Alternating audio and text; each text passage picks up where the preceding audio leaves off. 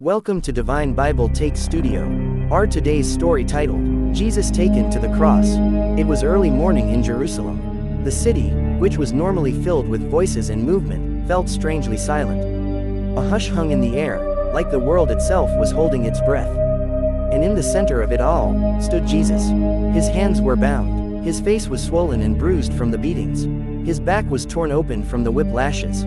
But through it all, he stood with a quiet strength, and a deep peace in his eyes. He had done nothing wrong. No crime, no sin, only love, only truth. But here he was, condemned to die. Pontius Pilate, the Roman governor, tried to reason with the crowd. "I find no fault in this man," he said. But the voices only grew louder.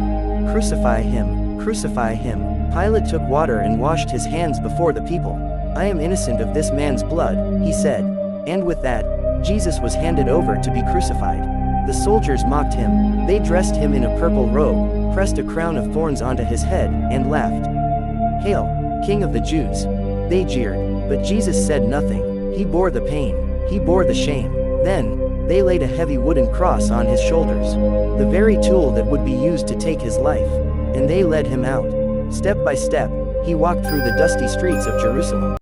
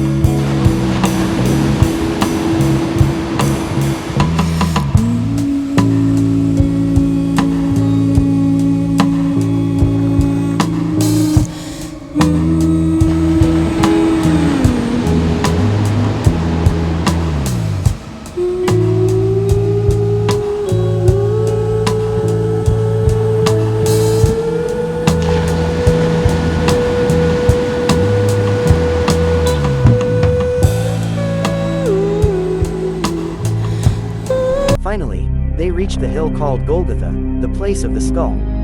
There, the soldiers stripped him of his robe. They threw him onto the cross, and they nailed him, through his hands, and through his feet. The hammer struck again and again. Each blow echoed through the heavens. Then, they lifted the cross, and Jesus hung. The pain was unbearable, every breath a struggle, but he remained silent. The people stood watching. Some mocked. He saved others. They sneered, let him save himself. But Jesus did not come to save himself. He came to save us. From the cross, he looked down at the very ones who hurt him, and whispered a prayer that still echoes through time. Father, forgive them, for they do not know what they are doing. Forgiveness, even now. Love, even here. At the foot of the cross stood Mary, his mother. Her tears soaked the earth. She could hardly breathe from the weight of sorrow.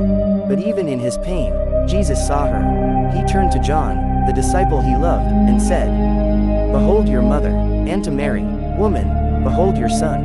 He was still caring, still loving, still giving. Beside him, two criminals were also crucified. One joined the mockers, but the other looked at Jesus with eyes full of regret and humility. "Jesus," he said, "remember me when you come into your kingdom." And Jesus, with a voice weak but sure, replied, "Truly I tell you, today, you will be with me in paradise." He offered hope, even in his final hours.